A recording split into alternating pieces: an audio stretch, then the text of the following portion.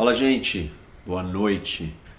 Bom, estamos aqui reunidos para debater um assunto interessante. Continua tomando conta do noticiário, vários desdobramentos, as pessoas estão muito interessadas e eu estou aqui novamente com o André, meu amigo, cientista político.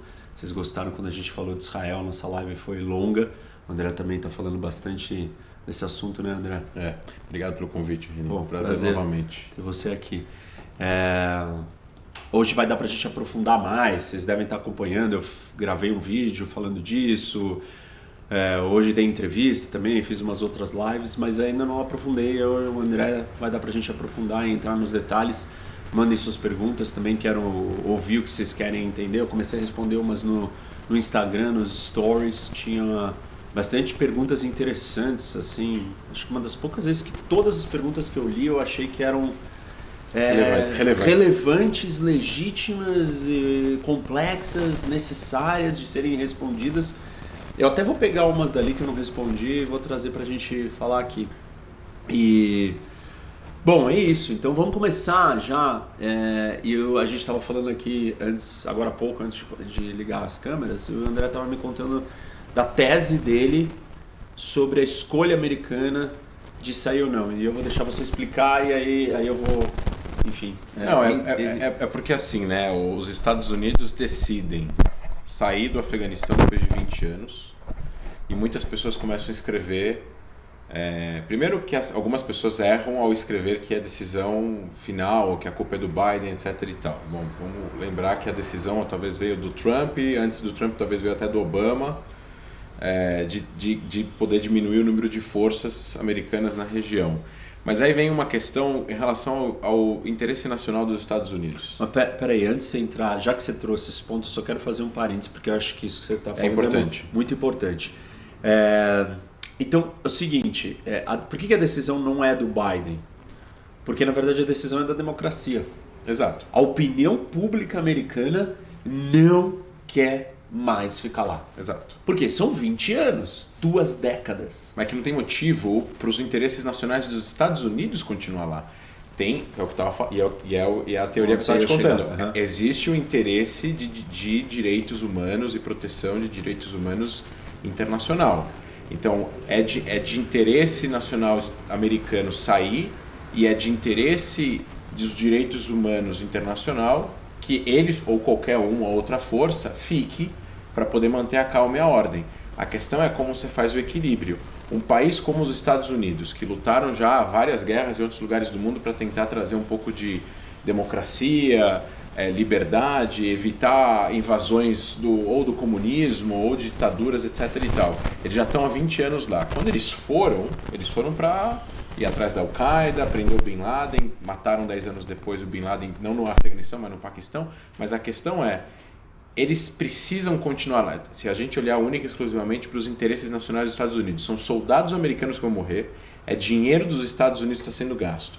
A questão é como eles fizeram isso, qual foi o planejamento e qual é a ética, vamos supor, no final das contas, se os Estados Unidos protegem a liberdade nos Estados Unidos e em outros lugares do mundo, a ética americana de sair de um jeito que eles sabem de antemão que poderia acontecer alguma coisa dessa e que 38 milhões de pessoas vão cair nas mãos do Talibã. E aí é um equilíbrio entre essas duas coisas, interesses nacionais e interesses do direito humano internacional. Então, assim, vamos recapitular. A discussão inicial é acertada ou não a saída dos Estados Unidos? É justificada ou não?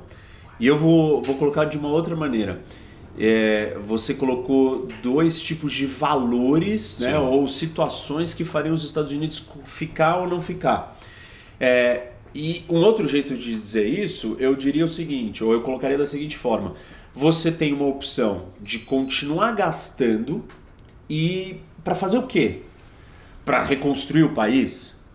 Assim, você não reconstrói uma coisa que já não estava construída. Exato. Então você precisa construir, você precisa fazer o país dar certo. Você passou 20 anos tentando fazer o país dar certo. Não conseguiu.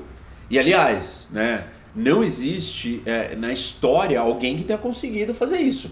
Pegar um país do nível de desenvolvimento, de problema, de pobreza do Afeganistão De e transformar ele... De sectarismo. De sectarismo, de divisão, de falta de unidade nacional. Exatamente. E transformar ele numa coisa que funcione. Isso não aconteceu. Então, os Estados Unidos tentou 20 anos, gastou tudo isso e falou assim, bom, mas e aí? Bom, então vamos embora. Me parece óbvio, e essa é a minha opinião aqui, que tinha que ir embora, porque não tinha mais como sustentar. Só que não, a escolha nunca é óbvia. Por que não é óbvia, gente? Porque é um dilema, né? Você vai sair dali, vai ter problema? Vão ter todos esses problemas que você está descrevendo de direitos humanos internacionais, de entregar mais de 30 milhões de pessoas na mão de um grupo fundamentalista, maluco. Isso vai ser um problema de você abrir espaço para um vácuo de poder para virem outras organizações terroristas, que era o que aconteceu no início, por isso que os Estados Unidos foram para lá. Mas me parece que a outra alternativa, que era ficar lá, ficar do jeito que estava não ia adiantar. Então ia ter que aumentar e gastar mais dinheiro e mandar mais tropas para lá, para quem sabe ver se você conseguia finalmente ter o controle. E isso não estava funcionando, não dá para você ficar testando isso para sempre. Então é um dilema. Nenhuma das escolhas é perfeita, você está fazendo uma troca. A questão é que eles foram por um objetivo, que no início não é construção de um país, é country building ou state building ou state nation building. building. O nation building. Eram objetivos militares concretos de destruir a infraestrutura do Talibã que dava casa para a Al-Qaeda, ou seja, eles não foram inicialmente por causa do Talibã, e sim porque o Talibã deu casa para a Al-Qaeda. Se a Al-Qaeda não tivesse feito 11 de setembro e o Bin Laden não tivesse feito o que fez, se o Talibã como o Talibã continuava desde 96 lá, eles iam continuar lá e não ia acontecer nada, porque os Estados Unidos não ia simplesmente invadir o Afeganistão, porque eles não gostam do regime, porque existem vários regimes problemáticos e não dá para você resolver todos os lugares do mundo. Agora, existia um ataque em solo americano, morreram 3 mil pessoas em um dia só, os Estados Unidos começaram uma guerra para tentar destruir a infraestrutura desse grupo. Eles conseguiram. O que depois eles fizeram? Na minha opinião, eles funcionavam como eles preveniram atos terroristas ao redor do mundo no que eles chamam de Global War of Terror, né? Global War Against Terror, né? A guerra global contra o terrorismo, que depois foi crescendo e depois eles acabam pegando Bin Laden em 2011. Quando eles pegam Bin Laden, o negócio começa já a parte da justificativa começa a falar, bom, mas vocês estavam aí, era para desestabilizar, destruir, se vingar, trazer justiça contra a Al-Qaeda, tá resolvido, tiraram Bin Laden. A Al-Qaeda tá desestruturada, vários líderes da Al-Qaeda foram mortos. Exato. E tal, então não tem mais praticamente porque tá ali. Só que no meio do caminho, quando o objetivo é só militar de derrubar a Al-Qaeda, caçar a Al-Qaeda e derrubar o Talibã, eles falam assim, tá bom, mas aí a gente derruba e depois a Al-Qaeda vai voltar. Então nós precisamos criar uma estrutura para que o Afeganistão se mantenha por conta própria. Exato. E isso acontece com o quê? Vamos criar um exército. Mas o que adianta ter um exército se não tem um governo? Então precisa ser que governo? Não adianta ser uma ditadura, não adianta ser um novo Talibã 2, então tem que ser uma democracia. E aí começou o projeto de Nation e State Building, ou Nação e Estado, construção do Estado e da Nação. Mas aí que tá, eles acabam entrando numa seara de trazer um sistema que nos é muito conhecido, que lá não era conhecido. Sim. Num país extremamente dividido entre diversas etnias que são fortemente identificadas nelas mesmas e não na unidade chamada Afeganistão, né? No final das contas. Essa democracia, pseudo-democracia funciona por um tempo, mas eles ganham certas liberdades civis. As mulheres, eu estava até ontem vendo o noticiário em Israel, uma reportagem de 10 minutos. As mulheres, nesses 20 anos de Estados Unidos, as mulheres construíram negócios, abriram lojas, abriram pelucarias, lugar para cortar cabelo, abriram lugares para maquiagem, lojas de yoga, sabe, estúdios realmente para fazer ginástica e tudo mais. Então toda essa liberdade, além de eles poderem estudar e trabalhar, elas vão acabar perdendo. Então no final das contas, esse state building que eles fizeram, acabou sendo uma reação colateral ao fato de eles continuarem lá por muito tempo. Eles construíram uma força militar de 300 mil homens. Sim. É maior. Gastaram 90 bilhões de dólares para construir o exército, as forças armadas do E na guerra gastaram $1 trilhão. Não, 2,2 ao longo de 20 anos. E esses 300 mil homens, a gente está falando de um exército maior que muitos países da OTAN. Sim. Com equipamento americano, com tanques americanos, com treinamento americano. E o que o Biden falou ontem, isso que me surpreendeu, falou, não tem como nós protegermos a soberania do Afeganistão se a liderança política afegã não quer proteger a própria soberania. E aí você vê o Estado se desfazendo porque é um house of cards, é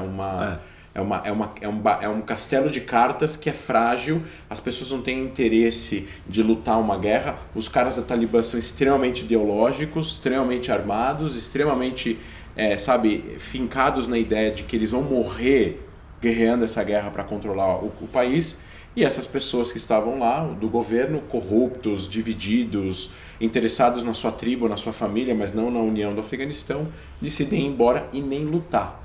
Então, a tomada de Cabul foi sem dar um tiro.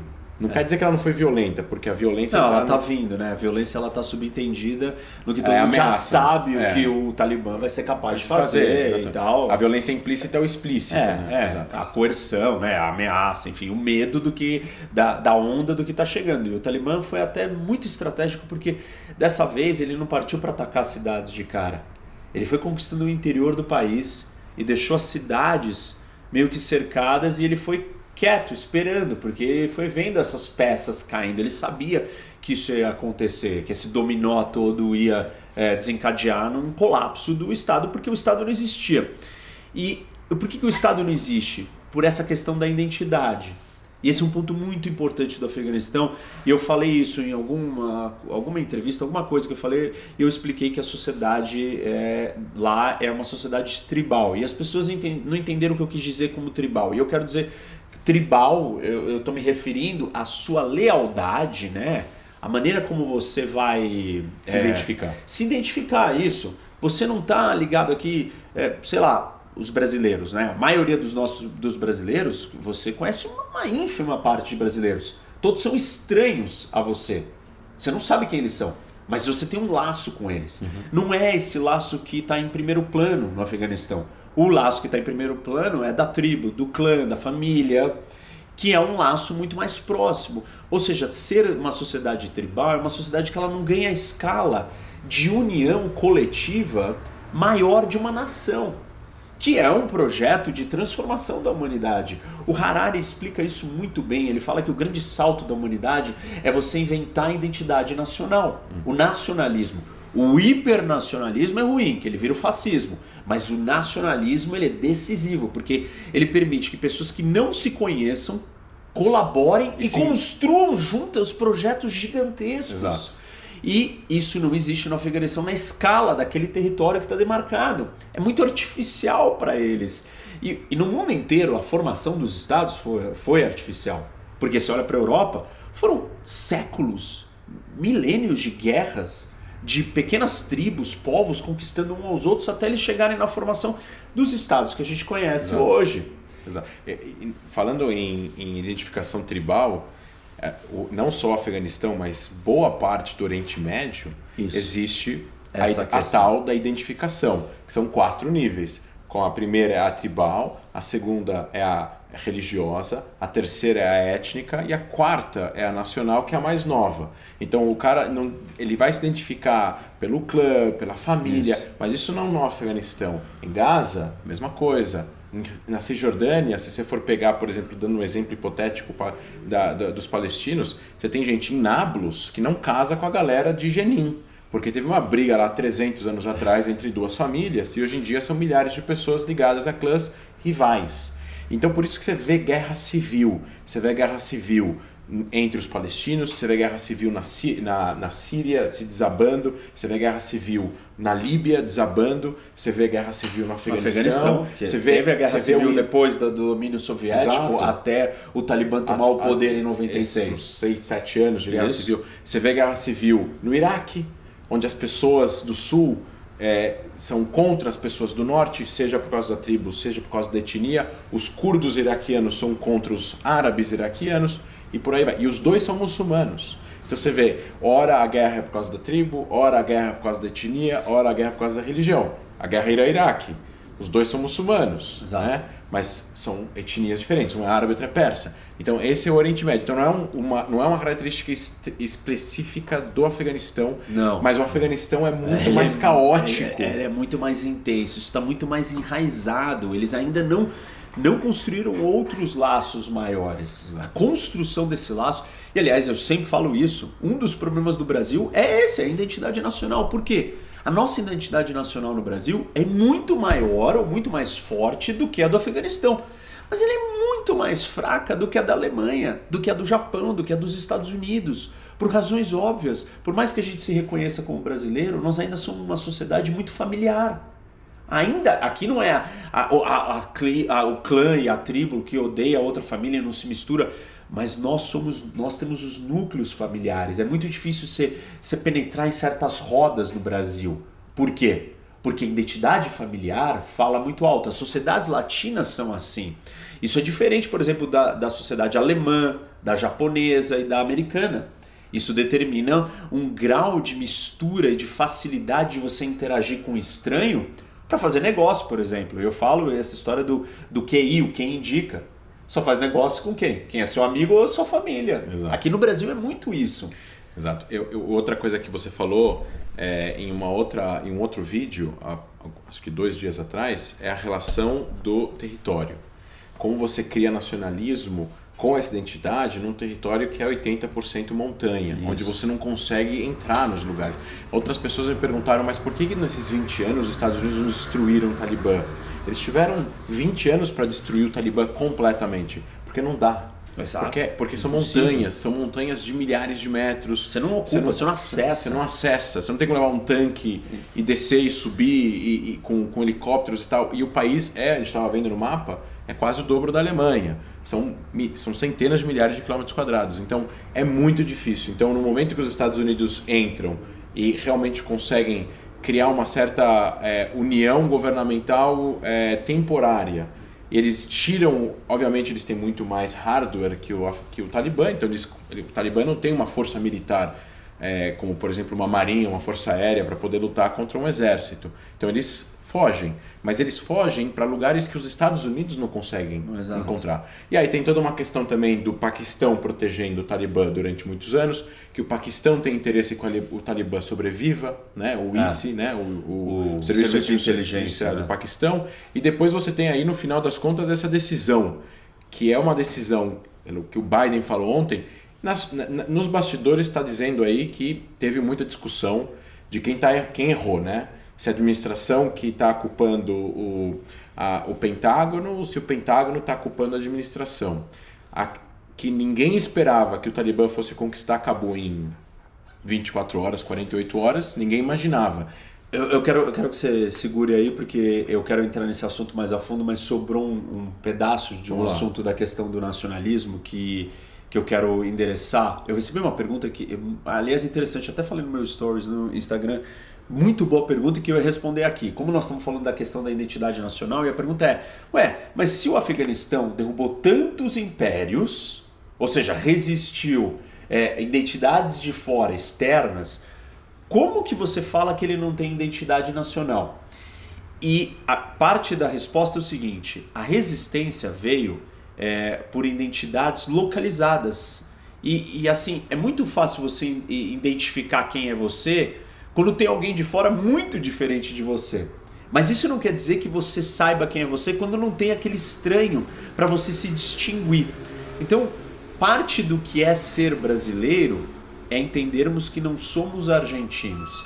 Como a gente não tem um confronto com a Argentina, a nossa identidade nacional ela fica mais fraca. Mas se a gente tivesse uma ameaça argentina vindo aqui, existem momentos de fortalecimento. Uma final de Copa do Mundo na qual a Argentina vai jogar é esse momento. É o momento que a gente se sente mais, então eu sou brasileiro. Não, é contra eles, nós somos aqui, né? Não somos eles. Então, a história do Afeganistão de resistência aos impérios, naquele momento você tem instâncias, você tem manifestações de uma pseudo-identidade nacional, mas muito conectada com uma questão religiosa, né? Religiosa, exatamente, porque você tem impérios que são de outra religião, outra vertente, e não é o país inteiro. Porque grande parte do país, ou a maior parte do país, depois que os Estados Unidos estavam lá, não queria o Talibã de volta. Durante algum tempo não quis o Talibã de volta. E o Talibã é uma das facções, e não são todas, não é necessariamente o país inteiro unido que quer aquilo. É que assim,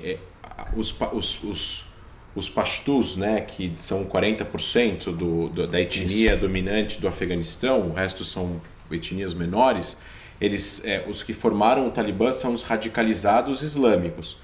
Muita gente é religiosa, vamos supor, tradicional, não é um país liberal, não é um país no sentido liberal em relação a valores e costumes, é um país bem conservador, só que mesmo as pessoas conservadoras são pessoas que temem pela imposição do extremo desse conservadorismo. Sim. Que vem na mão do Talibã. Agora, os mujahidins, quando eles expulsam os soviéticos, e isso acaba sendo o fim da União Soviética, né? Não por causa da guerra, mas também por causa da guerra, né? Eles se sentem os reis dos mundos, né? Porque eles acabaram com o exército soviético. Imaginem agora com o fim do exército americano, que não é que eles venceram os Estados Unidos militarmente, mas os Estados Unidos foram embora e eles não foram derrotados militarmente. Então a questão agora, eu vejo que talvez na cabeça deles, na cabeça de outros talvez seja um nacionalismo afegão, mas na cabeça do Talibã eu acho que é uma união islâmica que vem também do Dar el-Harab, Dar el-Islam, da União Islâmica, de um possível califado, etc, etc. E, ao mesmo tempo, o que isso incentiva e também dá de fé para alguns grupos.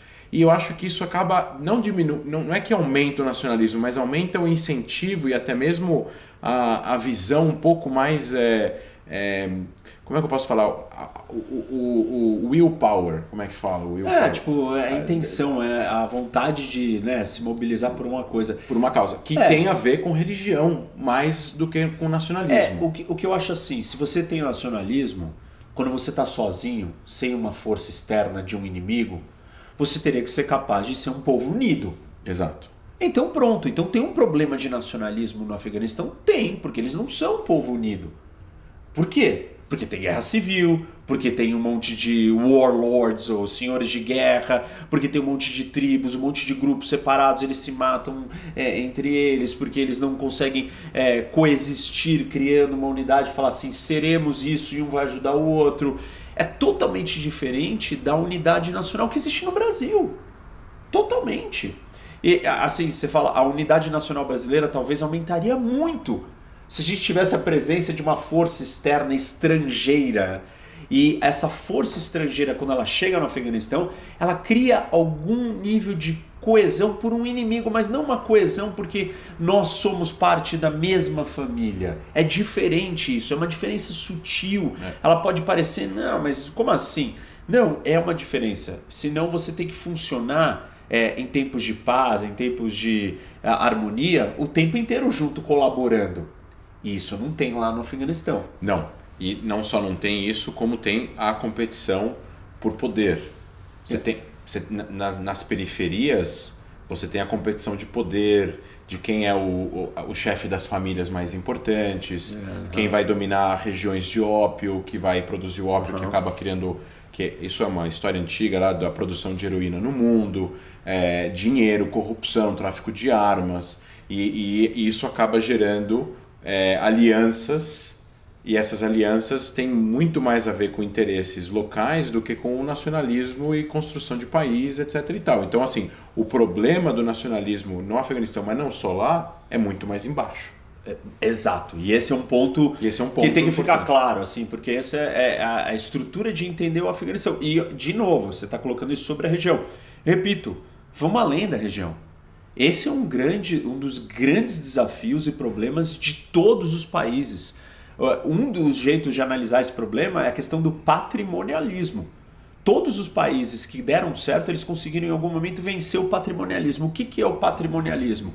é você governar ou coordenar a nação o todo pelos interesses do seu grupo. Como se o país fosse seu. Isso. Como se o país te pertencesse. Esse é um dos problemas clássicos do Brasil. E esse é um problema... Os Estados Unidos, a Alemanha, todos os países que deram certo, eles tiveram esse problema em algum momento.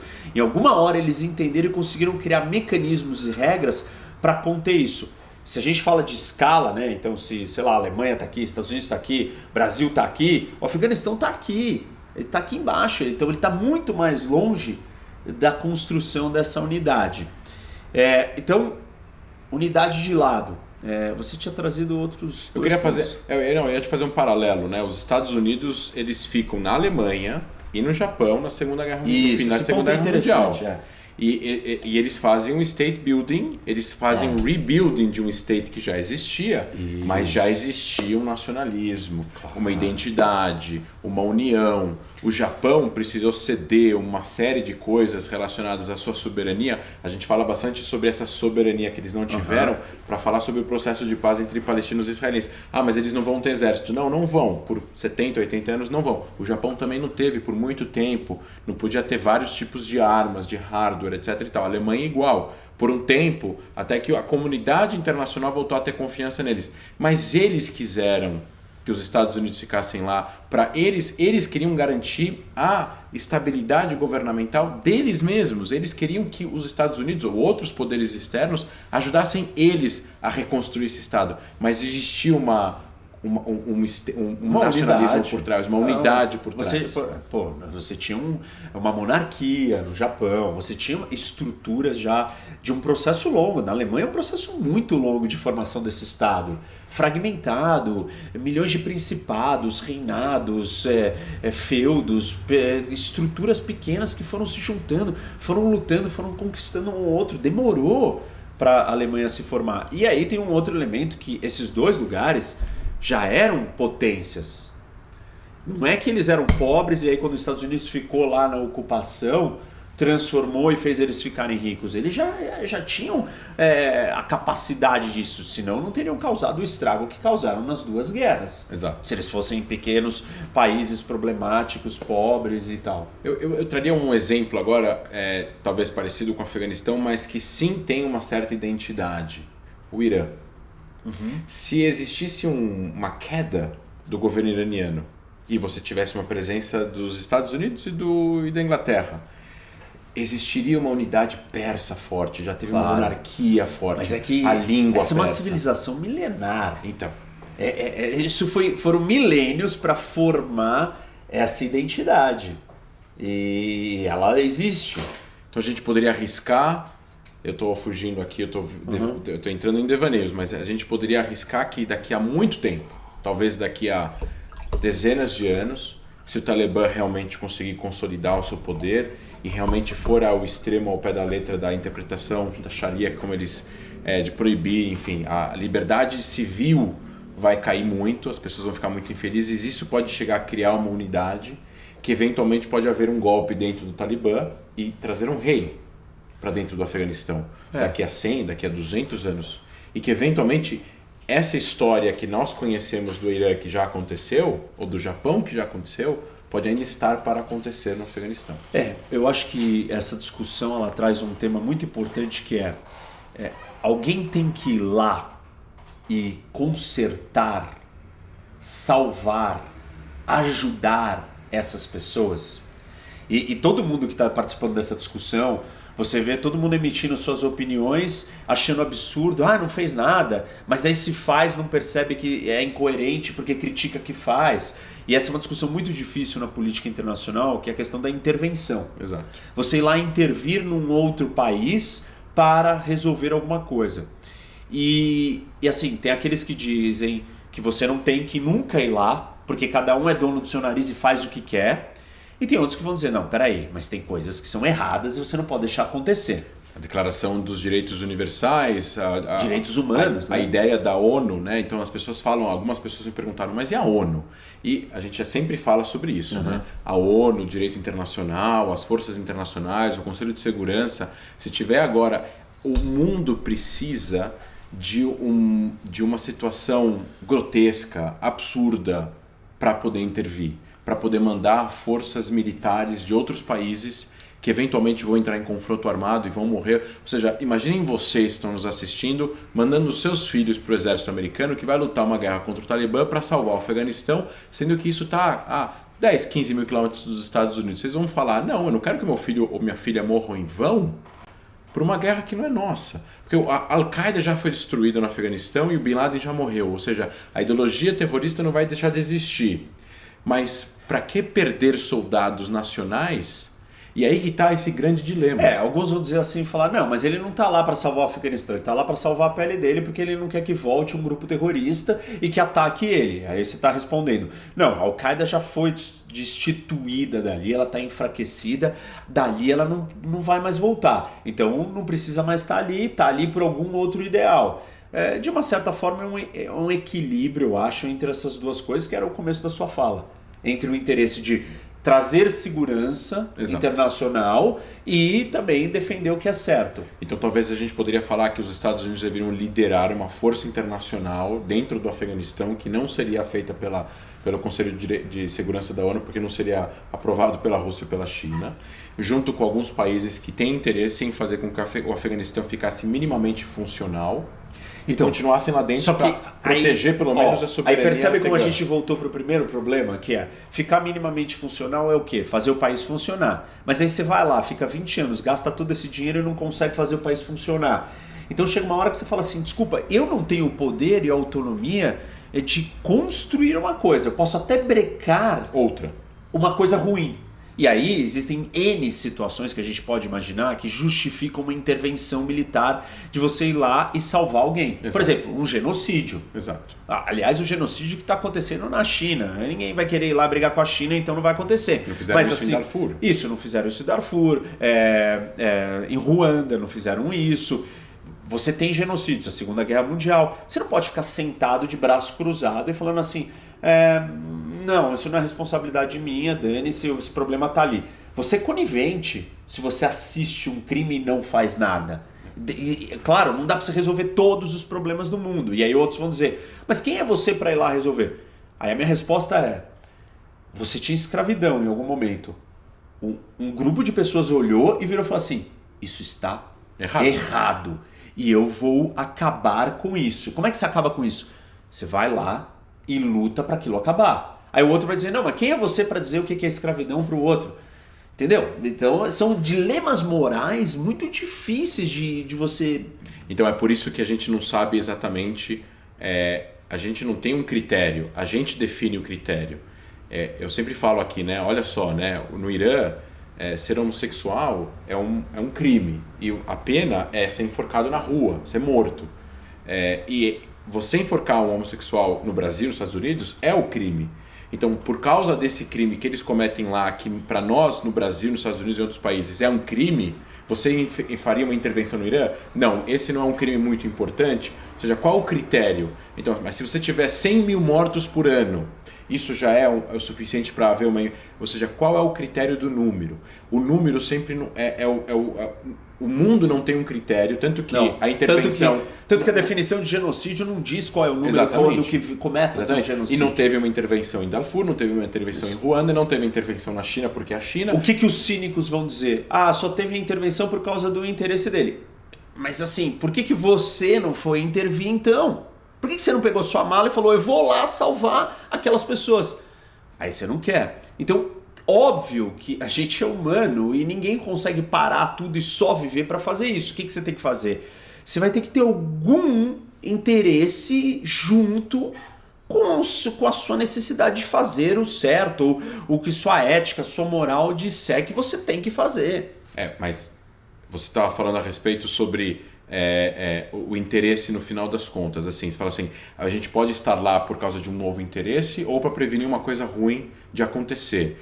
O state building não necessariamente tem que ser o objetivo final. Tipo, o Afeganistão não vai virar a Malásia de um dia para a noite. Ou a Indonésia, que são estados islâmicos funcionais, que funcionam bem, etc. e tal. Vai saber muito bem qual a democracia que existe nos dois, mas existe uma funcionalidade, existe turismo, as pessoas trabalham, pegam trânsito e tudo mais. Então, assim, mas eu acho que se o objetivo ainda é prevenir algo ruim, dentro de um contexto de um determinado período de tempo, é de interesse mundial que essa coisa ruim não volte a acontecer. Porque esta coisa ruim voltando a acontecer, como está acontecendo, não só vai ser ruim para a moral e ética daqueles que podem prevenir essa coisa ruim de acontecer, mas vai dar incentivo, vai dar inspiração, essa palavra que eu estava tentando encontrar antes, para outros fazerem a mesma coisa. Então, o Talibã voltando para Cabul, mesmo que o Talibã consiga resolver e fazer uma... Agora eu publiquei hoje que eles estão fazendo um discurso ameno, falando que as mulheres vão poder estudar e trabalhar dentro das leis islâmicas. Vamos saber o que isso significa, né? Etc e tal. No final das contas, quem está comemorando? O Hamas, o Hezbollah, o Boko Haram, Jabhat al-Nusra, Al-Qaeda...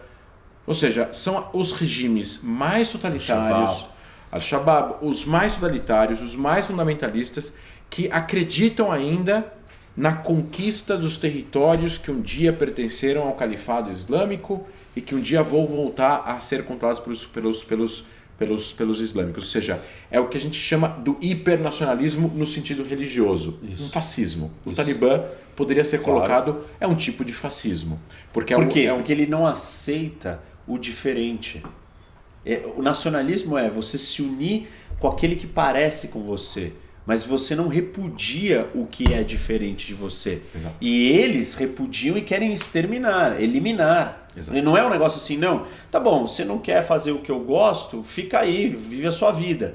Que é o que a democracia prega e permite, a liberdade de cada um fazer o que você quer, dentro dos limites, obviamente, de você não infringir o espaço do outro e tal, e o respeito ao outro. Então, você tem um parlamento, que você tem vários partidos, e assim, por mais que a gente tenha uma pessoa específica, eu tenho uma posição X, você gostaria que no parlamento não existisse jamais uma oposição a você? Uma pessoa democrática vai falar, não, pode existir, eu vou fazer a luta política para ganhar. E você vai fazer essa luta política uma vez atrás da outra, uma vez atrás da outra. Mas é do jogo político que existe oposição. Claro. A oposição, ela funciona como o overview, o ombudsman. O freio. Ela faz o freio, ela contraponto. Ela faz o contraponto. É importante e tal, não sei o quê. No caso do Afeganistão, o Talibã não vai criar parlamento com oposição, vai escutar os outros, etc. e tal. É uma visão específica que é baseada na religião. E nesse sentido, é um nacionalismo religioso extremo, que a gente poderia colocar aí como um fascismo radical. Porque é um hipernacionalismo. Porque é um hipernacionalismo. Fundamentado e baseado, enraizado em valores religiosos. Exato. Que na verdade são dogmas que não podem ser discutidos. Isso. Ou seja, não tem muita solução, a não ser que um dia um líder religioso acorde e fale, não, isso aqui está errado, temos que colocar isso daqui agora. E é assim, não é só que não podem ser discutidos, como não aceitam outros dogmas. Exato. E você tem que eliminar os outros dogmas que são uma ameaça ao seu dogma. Exato. Então, isso entra dentro da história do contra-terrorismo no Oriente Médio, e as pessoas perguntam às vezes a diferença. Por exemplo, um amigo me perguntou, é seguro viajar para o Egito? Eu falei, é. Quem é o governante do Egito? É o Sisi, é um general, tomou poder, etc. e tal. Assim, qual é a diferença? O Egito tem um governo, entre aspas, laico. Eles são religiosos? Um pouco, vão na mesquita e tal, etc. Mas eles não impõem a religião ao pé da letra nas pessoas, nas ruas. As mulheres podem andar sem véu na rua. Sim. Obviamente que você não vai ter uma discoteca no meio do Cairo com música, com bebida alcoólica, etc. e tal. Talvez seja um pouco mais conservador. Mas é justamente esses países, como por exemplo o Egito, que esses caras gostariam de destruir. O Talibã, a Al-Qaeda, o Hamas, o Hezbollah, o Al-Shabaab, todos esses grupos gostariam de destruir os regimes da Síria, que não é a flor que se cheire, o do Egito, da Jordânia, da Arábia Saudita, de todos os países que são reis, comandados por ditadores ou reis ou presidentes, que não implementam ao pé da letra a religião à sua população. Eles não impõem. E aí são níveis de autoridade, né, ou de ditatoriais, que esses outros exemplos que você está falando, desses grupos todos, são ultra-ditatoriais, mas que um Sisi da vida ele é menos do que esse outro. Exato. Ele é ditatorial, muito mais do que o Brasil, mas não é no nível do Talibã ou do, enfim, Estado Islâmico. Eu quero seguir E eu quero falar sobre a questão da guerra, e eu vou jogar um pouco uma discussão sobre guerra, e aí, enfim, a gente debate o desmantelamento do exército afegão e o avanço, e como que tudo isso aconteceu. Nessa discussão tem um ponto que é importante, assim, o Trump deveria ou não ter negociado com o Talibã. Porque o Trump fez um acordo com o Talibã, gente. O Trump assinou um acordo com o Talibã, na qual ele se comprometia a retirar, sair do país. Em troca, o Talibã prometia não abrigar mais grupos terroristas e não planejar ataques contra os Estados Unidos. Como que você vai fiscalizar isso? Não sei. Me soa ingênuo e absurdo achar que isso vai parar de pé.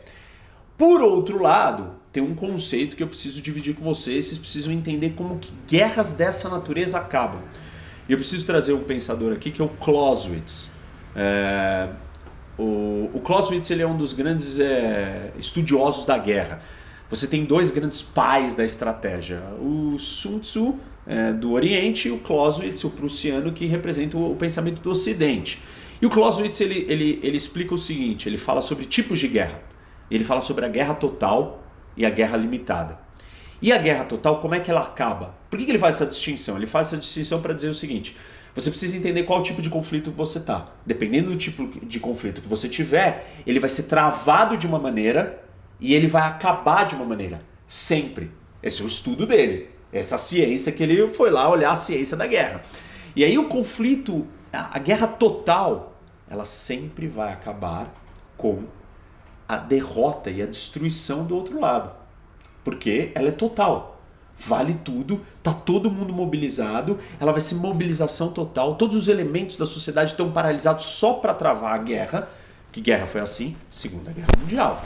Então ali ela só ia acabar com a rendição de um dos lados, incondicional, ou a vitória total do outro. O outro tipo de conflito que ele traz é a guerra limitada. E a guerra limitada ele vira e fala assim, olha, exatamente por a guerra ser limitada e o atrito ser limitado, só tem um jeito dela acabar.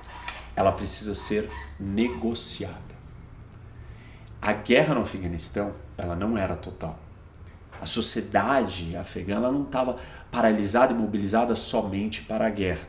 Muito menos a sociedade americana. A vida dos americanos estava normal. Você chegou no ápice da guerra a ter 100 mil soldados americanos. No final, agora você tinha 2 mil, 3 mil. Então como é que essa guerra teria que acabar? Alguma negociação política. E aí a gente volta para a minha pergunta inicial, né? Ou para o ponto inicial. O Trump fez certo ou não em negociar com o Talibã? Clausewitz falava também que nesta guerra limitada, vitória é você chegar a uma situação política melhor da qual você estava quando você entrou. Porque o resultado é político. Porque o resultado é político. E ele é o mesmo cara que fala aquela famosa frase, talvez vocês tenham ouvido, se não ouviram, prestem muita atenção e não esqueçam dessa frase. A guerra é a continuação da política por outros meios. Exato. Reflita o que é isso. A guerra é a continuação da política. Nós estamos fazendo a política aqui. Estamos argumentando. Tranquilamente, amigavelmente, suave. Começa a ficar quente e tal, joga o copo de água, ele me joga a cadeira, a gente começa a se matar, nós estamos guerreando. Por que a gente está guerreando? Pelo nosso argumento inicial, por uma razão política. E tem tudo a ver com essa colocação que você trouxe. Exato. Então, assim, Trump acha que essa negociação colocou os Estados Unidos numa situação política melhor do que eles estavam antes da negociação. Isso. A questão é que você não... Se o acordo for cumprido.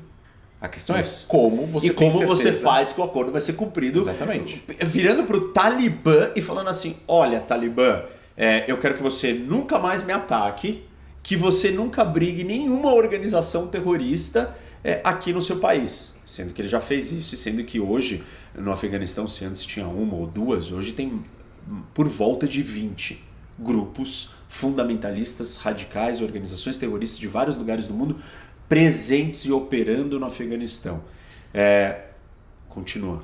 Não, e presentes no Afeganistão não necessariamente não, em Cabul, eu quero que você fale do raciocínio, então, se ele deveria ou não ter... Então, ele negociou... Bom, a gente estava falando que o Trump queria negociar tudo. Ele negociou com a Coreia do Norte, ele negociou... Ele saiu do acordo com o Irã. Então, assim, engraçado ele saiu do acordo com o Irã. Não confiava no Irã. Mas confiou no Talibã. Complexo. Bom ponto esse. Né? Ele não confiou no Irã, saiu... Abandonou o acordo, rasgou o acordo. Os Estados Unidos está fora do acordo nuclear do Irã, né? para de CPOA, né? Que é o acordo das potências para o Irã desmantelar o seu programa nuclear e não construir uma bomba atômica. E fazer enriquecimento de urânio até 3%, uma coisa assim. Ele não acredita no Irã. Ok, eu também não acredito no Irã. Mas a gente tem base para falar que a gente não acredita no Irã. O Irã mentiu várias vezes, dá para provar. Então ele foi e saiu do acordo nuclear iraniano. Ele deveria ter saído? Muitas pessoas falam que sim, algumas pessoas falam que não. Agora os Estados Unidos está tentando voltar para um acordo com o Irã, sendo que existe todo um mecanismo para tentar mudar o sistema de verificação. Vamos transformar isso para alguma coisa afegã agora. Eles poderiam ter negociado um mecanismo para verificar que não há grupos terroristas dentro do Afeganistão. Estamos em 2021, tem tecnologia de comunicação, dá para saber se tem gente ligando, se gente mandando mensagem, se tem como colocar um distrito da NSA ali para ver por 30 anos para você ganhar confiança no Talibã. Eles podem fazer o regime deles, religioso, talvez, se eles quiserem, mas você tem certeza que os interesses dos Estados Unidos estão protegidos e que eles não vão atacar os Estados Unidos. Mas, por exemplo, vamos trazer isso mais para a prática. Você falou, põe uma sede ali da NSA para fiscalizar, monitorar o que o Talibã está fazendo. Você não vai botar cidadãos americanos ali se você não tiver uma mega proteção. Aí você vai ter que ter um exército, mas aí o Talibã não vai aceitar. Não, mas você não precisa ter uma sede do NSA no Afeganistão para escutar o Afeganistão. Não, tudo bem, mas... você pode ter em volta, você pode ainda ter satélite, você tem internet, etc. Mas aí você não precisa do consentimento do Talibã para fazer isso. Não, mas você tem um acordo que eles aceitam, ou seja, eles sabem que você está escutando, e eles sabem, da mesma forma que que o Irã teve que aceitar que a qualquer momento poderia chegar um cara da Mas agência... Mas é uma inspeção, ele ia lá. Agora, escutar, os Estados Unidos conseguem escutar mesmo se o Talibã não saiba ou não queira. Tá, mas aí você tem um problema, porque se o Talibã não aceita e você assina um acordo como foi assinado sem um mecanismo, no momento que você descobre, sem o Talibã saber que você descobriu que eles estão fazendo XYZ, o que você vai fazer? Você vai voltar a invadir tudo de novo? Não. Então esse é o problema de Israel em relação à Cisjordânia. Então pronto, você está identificando qual o problema da negociação do Trump. Porque assim, nós estamos tentando responder a pergunta, o Trump deveria ou não ter negociado? Eu trouxe do ponto de vista técnico do que é a guerra, esse tipo de guerra que os Estados Unidos estavam envolvido ali, e o livro, a literatura, o código, as regras dizem, você vai ter que negociar. Agora, o problema é negociar com o Talibã, e aí você está trazendo o problema da confiança e da verificação dessa negociação, ou dos mecanismos de fazer ele cumprir com a parte dele, que para mim são muito difíceis de serem criados com o Talibã. E o problema com o Irã é similar. Porque você consegue burlar qualquer coisa. Então deveria ter sido feito algo paralelo. Os Estados Unidos deveriam feito um acordo com o Talibã para fazer um acordo de saída de tropas americanas e em paralelo deveria ter sido feito um acordo como, por exemplo, um DCPOA para o Afeganistão, com outros países, com as potências, para negociar com o Talibã uma possível volta do Talibã ao poder, com a negociação com todas as potências, na qual o Talibã teria que cumprir uma série de exigências que não só os Estados Unidos, mas os outros países em relação à proteção das liberdades civis que existiam naquela região, que é a nossa preocupação hoje em dia. Tudo bem, mas aí a pergunta, e aí a gente volta para o problema inicial. Os outros países estão interessados e preocupados em gastar dinheiro, em ir lá e se esforçar? Mas, vamos colocar que o gasto para um país como a Alemanha não é muito não é, dinheiro. Mas a Alemanha ela se mobiliza para fazer essas coisas? Então, aí que tá, você tem que entender o interesse. Se o interesse do direito humanitário internacional faz parte do interesse nacional do país, sim. Então, mas as convergências desses dois fatores não acontece toda hora. Não. Então. Não, porque os países normalmente eles agem única e exclusivamente por interesse nacional. Vladimir Putin. Então, ele dizia isso. E eles agem por interesse nacional E isso não é um pecado, gente, e não é uma maldade, porque não dá para ser A maioria diferente. dos países agem assim. Não, porque você assim, você vai ter que agir assim. Porque quem é que vai, se você não agir assim, quem é que vai agir pelo seu interesse nacional? A Argentina vai agir pelo interesse nacional brasileiro?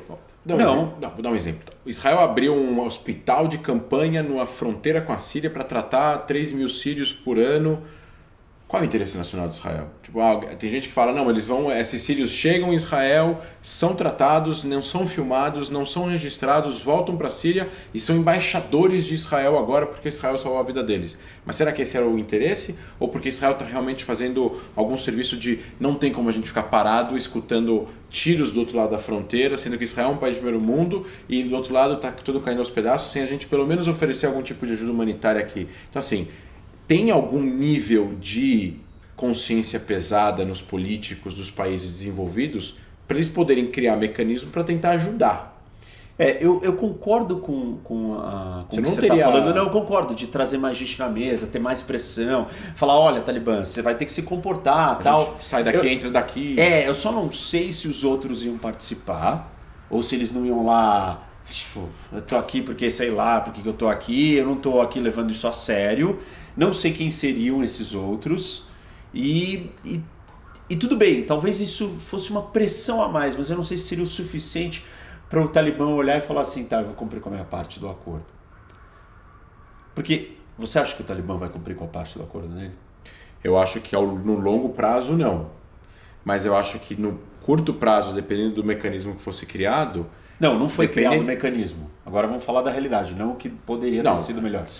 Hoje. Não sendo criado o mecanismo? Não teve mecanismo. Os Estados Unidos assinou um negócio, o Trump assinou um negócio com o Talibã falando assim, olha, eu vou embora daqui,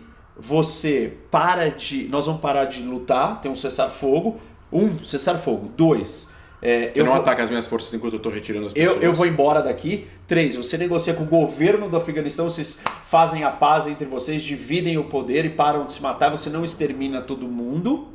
E 4, você promete que você não vai abrigar terroristas aqui dentro. E em direitos humanos, direitos das mulheres, não foi colocado? Foi colocado, tem uma parte ali, suavemente colocou isso. De quê? De direitos civis? Isso, você vai respeitar as mulheres, você vai maneirar tal. E aí? Dentro da visão islâmica do Talibã. Aí começa a dificuldade. Então, na minha opinião, Trump negociou de forma equivocada. Como presidente dos Estados Unidos, que é a maior e mais forte democracia do mundo, ele negociou de forma errada. Você soltou uma hora um comentário que não foi o Biden que criou essa situação. E realmente não foi. Quem criou essa situação foi o contexto internacional. O 11 de setembro começa com o contexto. Depois você tem respostas dos presidentes americanos. A resposta de invadir o Afeganistão, eu diria que ela é incontestável, praticamente. O do Iraque, com certeza a gente pode contestar. A do Afeganistão, é impossível dizer que não deveria ser feito aquilo, não deveria se fazer aquilo, certo? Porque, você está lidando com um inimigo, foi lá, te atacou. O que as pessoas querem? Não. Com certeza absoluta. Eu estava até pensando aqui no que você me falou, o contexto internacional. A culpa, na verdade, é dos soviéticos. Se a gente fosse voltar lá para trás e os soviéticos tivessem invadido... Por que os soviéticos invadiram? Porque teve um golpe de um rei e eles estavam com medo desse cara. Ele talvez teria criado a identidade nacional se ele tivesse ficado no poder. Mas aí os outros vão dizer assim, não, na verdade o Bin Laden se voltou contra os Estados Unidos pela ação dos americanos no Oriente Médio e tal, enfim, vai ter uma série de outras discussões. Mas assim, nós analisamos um pouco da resposta do Biden, aí eu trouxe o Trump. E a posição do Trump reforça que toda essa confusão já é errada e difícil. Não errada, não é que ele tinha a vara mágica e devia ter feito do jeito certo. Qual é o jeito certo? Eu não sei qual é a fórmula. Se ia sair do Afeganistão 6 meses depois, os Estados Unidos não tinham um aparato de segurança pronto para lidar com um ataque terrorista ainda. O problema é justamente esse. Eles ficarem lá mais 6 meses, 1 ano, 2 anos, 5 anos, não ia resolver o problema. A não ser que eles engajassem em uma guerra total. Mas aí contra o Talibã, objetivo, sendo que exterminar o Talibã. Sendo que isso é praticamente impossível, porque o Talibã é uma ideologia, né?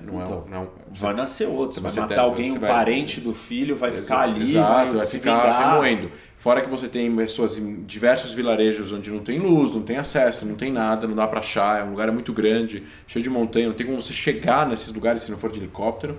Então assim, além de ser perigoso, né? Você vai chegar no helicóptero, você recebe um míssil no helicóptero, acabou a história. Então assim, se você for atirar do ar, você vai matar civil. Não que os Estados Unidos não tivesse feito isso no passado, mas você vai matar civil. Então assim, tem uma situação extremamente complexa. Você pode começar a construir ferrovias, mas vai demorar 150 anos para você chegar em cada canto no Afeganistão. Ou seja, é praticamente impossível você destruir militarmente o Talibã. Faça um comparativo bobo. As pessoas perguntam, por que Israel não invade Gaza e destrói o Hamas? Se Israel não invade Gaza, que tem 360 km², e não destrói o Hamas, que está numa zona plana, pequena, de 300 metros quadrados, onde Israel tem acesso pelo mar, pelo ar, pela terra, como é que os Estados Unidos vão destruir o Talibã no Afeganistão, que é infinitamente maior? Se não tem resposta fácil... Não tem resposta. Então, assim, não existe uma fórmula do sucesso ali. Existem problemas, senão esses problemas não seriam os maiores problemas do mundo. E é muito fácil ficar de fora falando, não, errou. A gente tem que ser mais cauteloso e mais técnico e se colocar nessa posição. Tá bom, se você fosse presidente americano, o que você faria? Se atacaria ou não o Afeganistão depois do 11 de setembro? A população inteira, o mundo inteiro falando, meu Deus, o que aconteceu?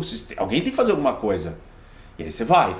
Aí você fala, não, eu vou ficar lá 6 meses. 6 meses, a Al-Qaeda voltaria, o Talibã voltaria muito fácil e os Estados Unidos não teria o sistema, o mecanismo que existe hoje, toda a infraestrutura, todas as instituições para monitorar, vigiar e impedir ataques terroristas. Eu não acho que eles erraram, eles tinham que entrar no Afeganistão, eles tinham que tirar o Al-Qaeda, eles tinham que matar o Bin Laden, eles tinham que fazer o que fizeram, mas em algum momento, nesses 20 anos, não agora, em algum momento, alguma coisa aconteceu, alguma decisão foi tomada. Não, várias. Que nesse momento, com certeza. Que não, assim, e naquele momento parecia ser a decisão certa, porque é o que a gente chama, você não pode julgar o que você faria 7 anos depois, depois que deu errado. Então naquele momento, em algum momento, tem alguma coisa que hoje em dia, analisando para trás, não foi a decisão correta e o negócio começou a desandar.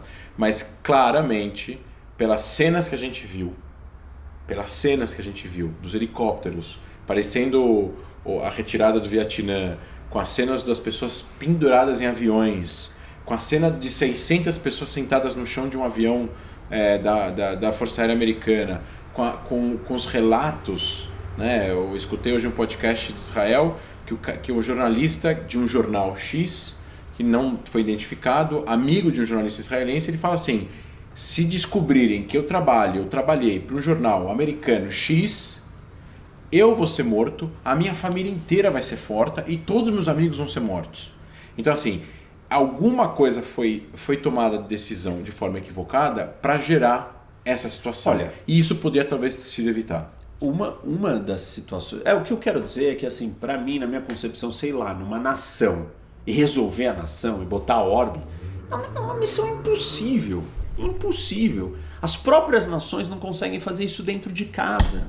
Imagina você fazer isso num outro lugar, que você é o estrangeiro, não o estranho, você é o estrangeiro. E aí eu ainda vou, assim, se você conectar, vamos falar dos erros, vai. Para mim, um dos grandes erros são as estimativas dos serviços de inteligência americano sobre as capacidades do governo do Afeganistão. E aí uma das estimativas, gente, foi o seguinte, eles viraram e falaram assim, olha, o governo do Afeganistão consegue resistir uns 2, 3 anos o avanço do Talibã. 2, 3 anos. E aí você fez todo um planejamento pensando nessa análise. 2, 3 anos. Demorou 2, 3 dias. E esse é um erro grotesco, assim, absurdo. Porque esse desencadeou vários outros erros, como por exemplo a questão da evacuação, da retirada dos diplomatas, esvaziamento da embaixada, de todos os afegãos que estavam ali ajudando eles. Eles cometeram o mesmo erro quando teve a Revolução Islâmica no Irã. Eles também achavam que quando existiu os primeiros protestos liderados por Khomeini, em 79 em Tehran, na Revolução Islâmica Iraniana, eram protestos de alguns grupos, mas o governo não ia cair, ou se caísse não ia ser uma transição demorada, etc. e tal. Quando os diplomatas ligavam para Washington e falavam o que a gente faz, não, fica, não tem problema, fica, tá tranquilo. E olha o que aconteceu. A embaixada foi invadida, pessoas tiveram que fugir, gerou aí um refúgio de não sei quantos diplomatas na embaixada do Canadá, que o filme Argo. Argo, assistam esse filme, quem não assistiu, Argo, Ben Affleck, mega filme. Mega filme, ganhou um Oscar. E o sequestro, né? Eles manteram reféns 79, 89, sei lá, mais de 70 diplomatas americanos. Então, assim, isso é uma falta de... foi uma falta de inteligência, uma falta de visão e um erro total de leitura. Foi feito agora com o governo do Afeganistão. E já teve, assim, vários outros erros de leitura. Eu vou dar um exemplo de erro de leitura recente. John Kerry, quando era secretário de Estado, disse várias vezes em eventos: não vai acontecer a paz entre nenhuma outra nação árabe com Israel enquanto o assunto palestino não for resolvido. Esqueçam, essa coisa de paz com o mundo árabe para depois fazer paz com os palestinos não vai existir. Olha o que aconteceu alguns anos depois, só 5 nações árabes fizeram paz com Israel. E não teve nenhum avanço no processo de paz com os palestinos. Ou seja, a leitura que políticos às vezes oficiais fazem nos Estados Unidos são falhos. E isso foi uma grande falha deles. Vamos falar do Paquistão. E o papel do Paquistão, você trouxe esse ponto. E o Paquistão ele tem um interesse em ajudar o Talibã. E inclusive ele ajudou e financiou o Talibã clandestinamente o tempo inteiro nesses 20 anos que os Estados Unidos estavam lá. Só que quem é o Paquistão? O Paquistão é um grande aliado dos Estados Unidos. Então o Paquistão fazia um jogo duplo. Não, eu estou te ajudando aqui, mas por baixo do pano, escondido, ajudava o Talibã.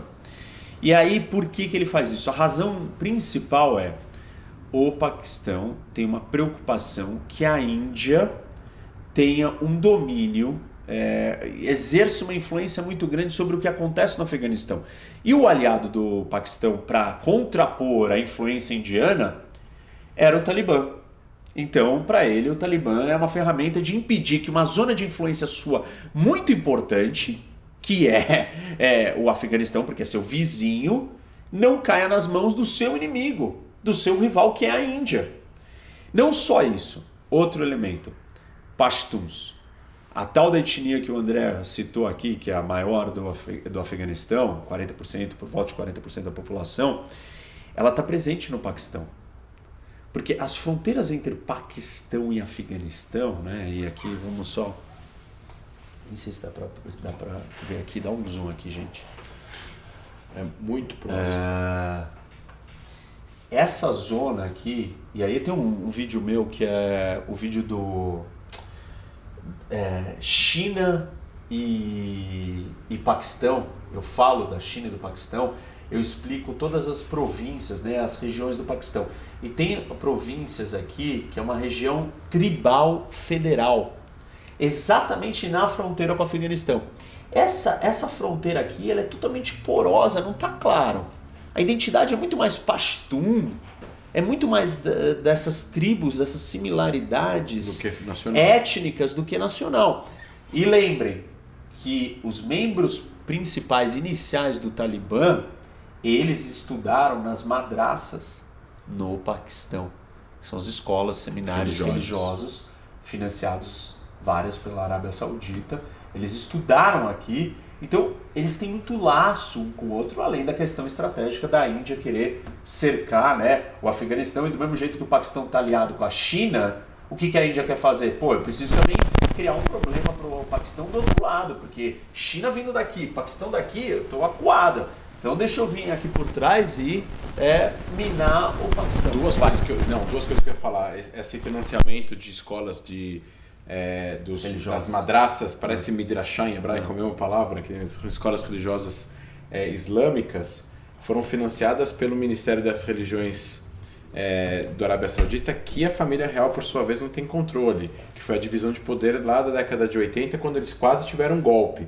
Então a família real saudita controla petróleo, exército e a relação com os Estados Unidos, enquanto que os religiosos wahhabistas ficavam financiando as escolas religiosas no Paquistão, que por sua vez originou um monte de terrorista que foi pro Afeganistão lutar a guerra. E o Bin Laden veio daqui. Exato. E era um wahhabista e levou isso daqui. Exato. E se juntou com essa turma aqui. Outra última coisa que eu quero falar.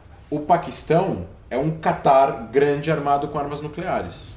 Porque o Catar, da mesma forma que o Paquistão, quer falar com todo mundo, quer sentar com todo mundo, quer ter influência com todo mundo, quer transar com todo mundo. O Catar, hoje em dia, abriga o líder máximo do Hamas, voa para Israel, se encontrar com os israelenses e levar malas de dinheiro, de dólar, em cash para o Hamas em Gaza, foi o que a gente falou aqui na live sobre Gaza, se encontra com pessoas no Irã, voa do Irã para a Arábia Saudita e depois vai para a Casa Branca jantar. Então, o Catar, com 300 mil pessoas, é um país com o maior número de recursos financeiros no mundo, proporcionalmente, né? A renda per capita, a maior renda per capita do mundo.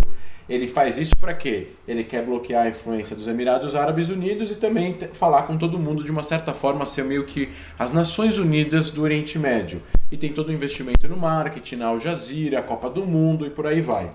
O Paquistão, de uma certa forma bem maior que o Catar, bem mais tradicional e tudo mais, no tamanho do país, armado com armas nucleares, né, o que faz o equilíbrio de força entre Paquistão e Índia, faz a mesma coisa nessa região daqui, como o Reni falou. Eu só acho que o Paquistão ele é uma peça maior e mais desestruturada. O Catar ele é mais sólido, ele é mais coeso. O Paquistão, porque por pouca si gente, só, né? por si só internamente, é muito instável. Sim, é verdade. Mas ao mesmo tempo o exército paquistanês tudo bem, mas... e o serviço secreto, assim como o Egito, o exército turco, o exército egito, se quiserem tirar o governo, eles tiram o governo. Tudo bem. Mas existem fragmentação dentro da questão, dentro do Paquistão, entre o exército e as facções. Que acaba sendo mais homogêneo, né, o Catar, né? Deixa eu só pegar um pouco de pergunta, né, que a gente tá falando que nem um louco aqui. Quanto tempo deu? 1h30? 1h10. Falando, nossa, mas é onde que eu começo aqui? Professor Reni. Tá. Professor Reni, indaga. O motivo crucial de Bin Laden ter ordenado em 2001 um ataque aos Estados Unidos foi a vingança? Vingança porque os Estados Unidos não prestaram assistência, não reconstruíram o devastado Afeganistão após décadas do combate com os soviéticos, 79 e 89? Délcio. Não. Assim, na verdade, existe uma ideologia, a questão religiosa, uma visão de que os Estados Unidos era o problema desse projeto da recriação da nação islâmica no coração do mundo islâmico, que era o califado. Os Estados Unidos eram um obstáculo para isso. Essa ideologia fundamentalista, ela entende que o primeiro passo era você conquistar esses territórios. Não dá para você conquistar esses territórios sem se livrar dos Estados Unidos, porque os Estados Unidos financiava, ajudava e mantinha esses líderes que o André citou, laicos, como o exército, ou a monarquia, ou sei lá quem, que não deixavam a questão, né, a revolução religiosa dominar toda a região.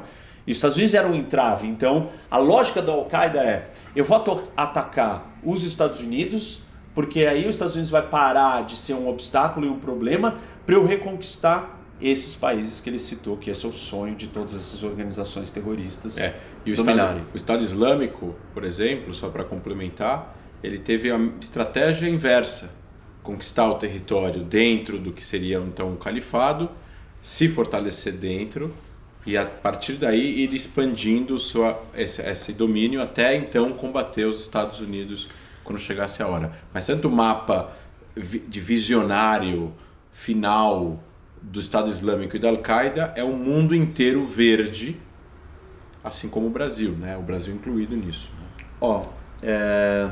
Existe uma visão positiva para o Afeganistão com o Talibã no comando? O Talibã é extrema direita ou extrema esquerda? Ainda não consegui assistir o vídeo. Ângelo, existe uma visão positiva para o Afeganistão com o Talibã no comando?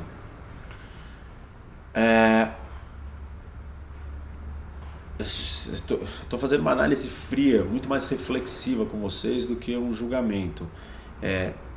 Por que o Talibã consegue dominar o país? Porque ele oferece, em alguma medida, em algum momento, para as pessoas algo que é muito importante em qualquer sociedade: ordem. Ele consegue virar e falar assim: olha, chega dessa bagunça, eu vou trazer ordem. Óbvio que aí quando ele tem o poder e tem a ordem, ele passa do limite, ele é o gerador de desordem, ou ele é o violador da ordem, impondo só o que ele quer. E aí as pessoas ficam reprimidas, comandadas, enfim, escravizadas quase que pelaquela organização.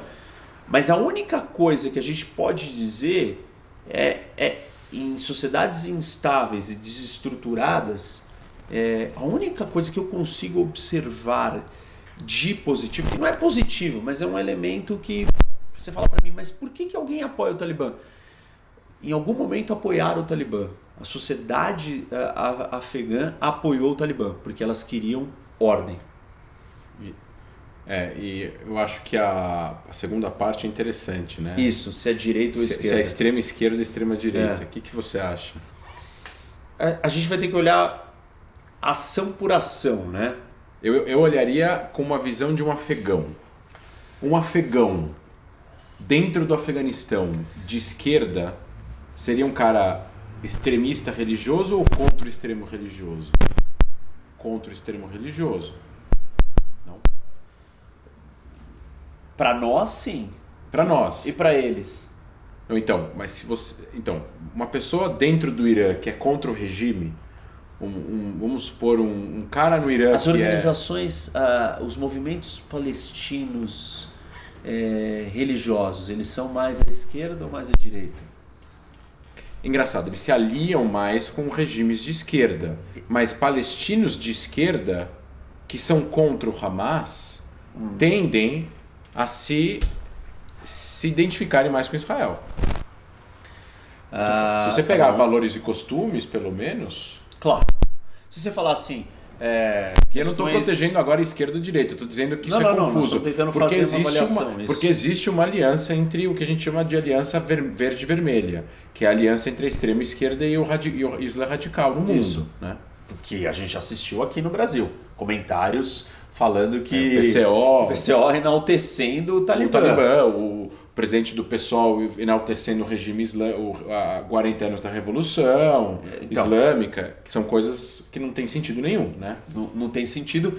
Eu acho que os extremos, que para mim me soa muito claro, os extremos eles têm projetos hegemônicos, totalmente dominadores. Não existem outras versões. Exato. Não existe diversidade, não existe respeito a nada. Aí tanto faz se você não vai ter respeito porque você diz que você quer dividir tudo com todo mundo ou porque você quer dizer que a pessoa vai se vestir de tal jeito. Eu colocaria assim, se você colocaria assim, qual é o contrário de extremo conservador? Extremo progressista? Eu colocaria que o Talibã é extremo conservador e não extremo progressista. Ele é conservador porque ele é tradicionalista. Exato. Ele não aceita certas liberdades. Eu acho que esquecendo um minuto essa coisa de esquerda e direita, porque você não sabe se está perguntando sobre economia, sobre valores, sobre costumes, ele seria um regime de extremo conservadorismo. Exatamente. Por exemplo, radical, se você falar do ponto de vista da economia, você vai respeitar a propriedade privada? Um regime de extrema direita não necessariamente respeita, né? Também extrema não, mas se você disser assim, a direita, né? Que colocou a palavra extrema ali, eu acho que eles se misturam e são iguais. Exato, em muitos aspectos. Hitler desapropriou, né? Não dos alemães, mas dos judeus. Então, assim, eles vão escolher para quem eles vão desapropriar e quais não vão desapropriar. Queria saber por que o exército do Afeganistão não reagiu, se eles foram para o lado do Talibã, Ricardo. Por quê? Você fala? Eles não queriam, segundo o próprio presidente americano, eles não estavam dispostos em lutar um combate, eles não estavam dispostos a enfrentar o Talibã, porque eles não têm interesse, assim, não tinham eles não estavam com muita motivação de tentar enfrentar o Talibã para poder vencer o controle pela soberania afegã.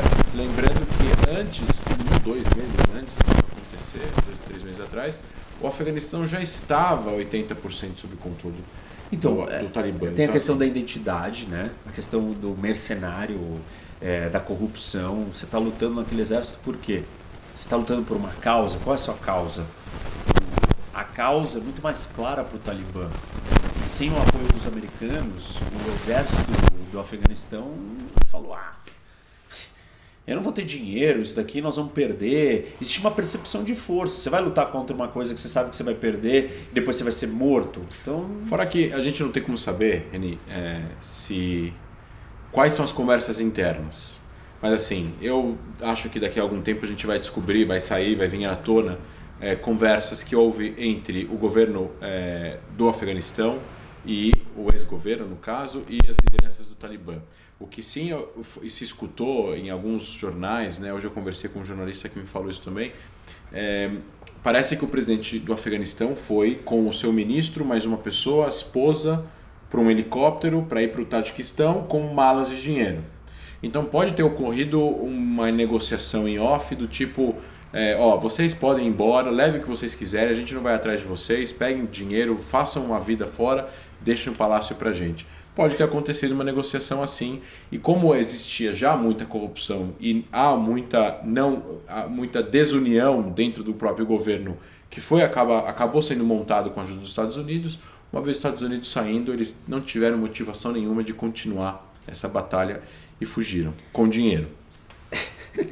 Tem uma dúvida engraçada aqui, que faz parte da nossa roupa. Só vi uma gravata e um terno, vocês dividiram, dúvida importante. Posso contar? Conta. Não, eu mandei uma mensagem pra ele e falei, você vai estar de terno, de gravata? Vou de terno, vou de gravata. Eu falei, ele tô de terno porque eu dei entrevista o dia inteiro. Ele deu entrevista o dia inteiro, deu entrevista. Assembleia e tal. Aí eu falei, tá bom, eu vou de blazer. Tá de blazer, no máximo eu fico sem gravata. Eu trouxe a gravata, tá lá em cima da mesa. Aí quando ele falou não. Não vai acreditar, mostra a gravata. Bom, pega a gravata laranja lá, por favor. Não é por causa do novo, tá? Aí o... Vermelho, nada contra, mas enfim, é vermelha. Eu trouxe a gravata, mas ele falou, não, eu vou ficar sem o terno. Eu falei, então eu vou ficar de blazer e você fica de gravata. Aí a gente faz. Eu já tava de gravata, já tô o dia inteiro assim, esse negócio, né, rígido e tal. Eu já tinha feito umas 2 lives, então eu não aguentei mais ficar com o paletó, é isso.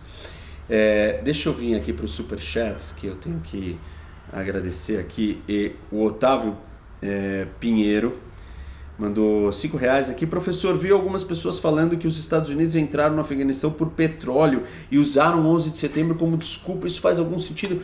Nenhum sentido, que obsessão, isso é uma obsessão, as pessoas querem explicar a guerra sempre pela questão econômica. Por que fez isso?